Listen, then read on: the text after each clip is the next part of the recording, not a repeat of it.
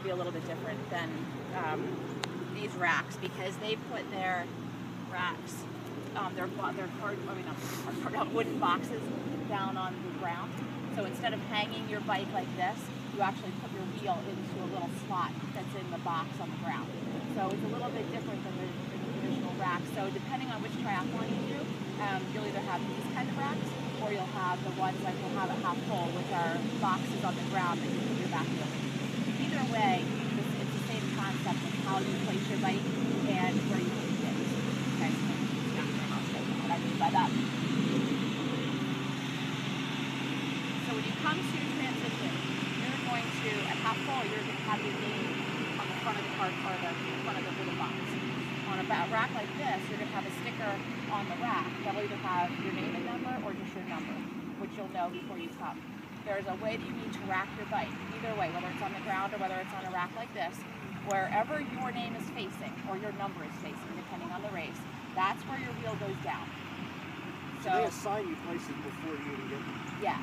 So when you get to come into transition, you'll already have picked up your packet. You're going to go to packet pickup, you get your packet. In your envelope is going to be, I should have left my bike sticker on. There's a sticker that goes on your bike, and you can put it either on your seat tube, on your top tube, but you have to put that sticker, that number on. And then they'll give you another number that goes on your helmet, and then they'll give you a bid number like this for the one that you're used to from Marathon to Marathon. So once you get there, you put your sticker on the bike, and you bring your bike into transition. That'll be the day before the race. So when you come over, you'll know what your number is, and it'll all be organized by number. So you can easily find your number, and you'll have your name and your number on a little plaque on the front of the box. So what you do, when you rack your bike, as you can see, ours are alternating. So I asked them to put hers the other way, because that's what you do in racks, is this person's wheel down is on this side, that person on the other side, back and forth, back and forth. They'll be a lot closer. They will be a lot closer together, yes. Yes, they will be smooshed. Or like this. And so you will have very limited space, which is why I have this nice little towel here. But, so options for either use a towel, you can use a mat, or you can use nothing. You can put it right on the concrete or the grass or whatever you choose. So this is optional. I like a towel. I usually bring a bright color because it's a good visual for me. But I'm a very visual person. It's easy for me to find my stuff. But you either put it right on the ground, put on a mat, put on a towel, whatever you choose. There's no requirement on that.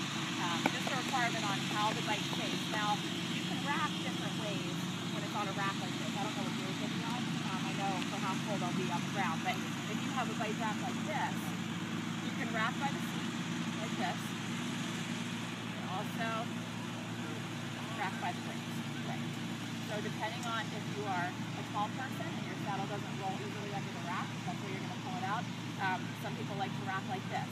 Doesn't matter if you rack like this or you rack like this. What does matter is where your wheel is down. Okay? So her wheel needs to be down this way. So if she's going to rack by the brakes, you have to turn around and rack it the other way. And that way it allows for you to pick your space next to wherever your wheel is down. There's no rule on right or left.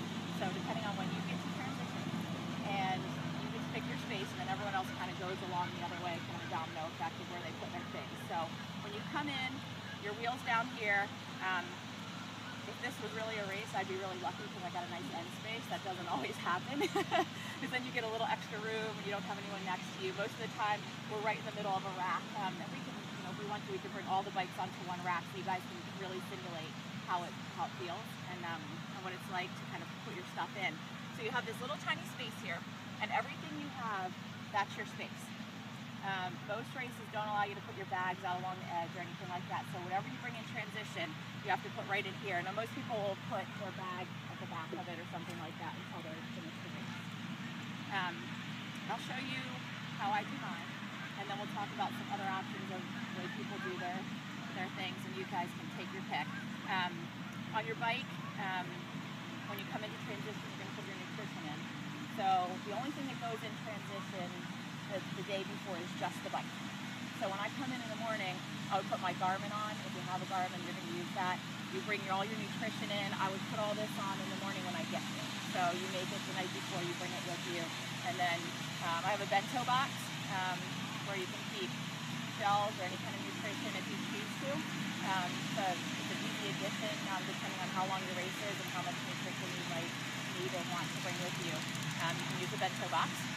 The other thing that's essential is you have a seat pad or some way to carry extra tubes and things to change your tire. Good morning.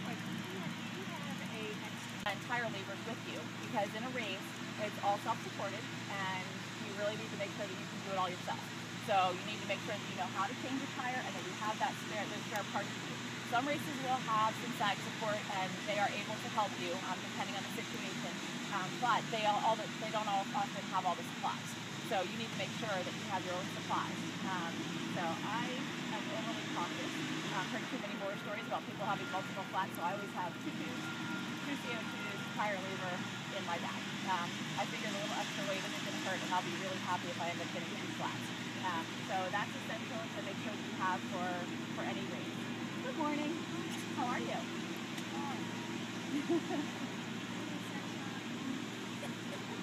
We'll go back to how we lay everything out. So to organize it by how, now the 2 things that you're not going to put in your transition area, but I put here to remind us to talk about them, are your goggles and your swim cap. Don't put these in transition. Make sure that you bring them out with you, because once they close transition, you won't be able to get back and get them, and you need them for your swim start.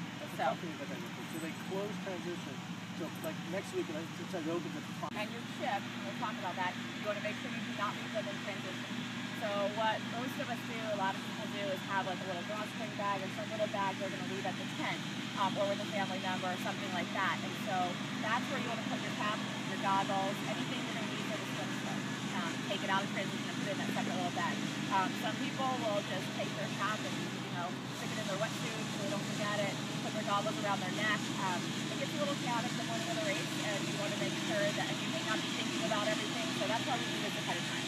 Think through it all, plan it all out, visualize it, make sure that you come out of transition. Okay? I do recommend also having a spare pair of goggles. Always have 2 pairs with you. You never know what can happen. Many times you hear the loudspeaker, people calling, saying, does anyone have an extra pair of goggles? Because either they broke or you left them in transition or you can't find them. So, and I usually recommend, I have my super ones, but I also have a pair of clear ones. So I usually have a pair of tinted and a pair of clear, because you never know what the conditions are going to be when you're out there. So if it's very sunny, you may want to tinted. If it's a really overcast drizzly day, they may be too dark. So you might want the clear ones so that you can actually see when you're out there in the open water. Good morning, how are you?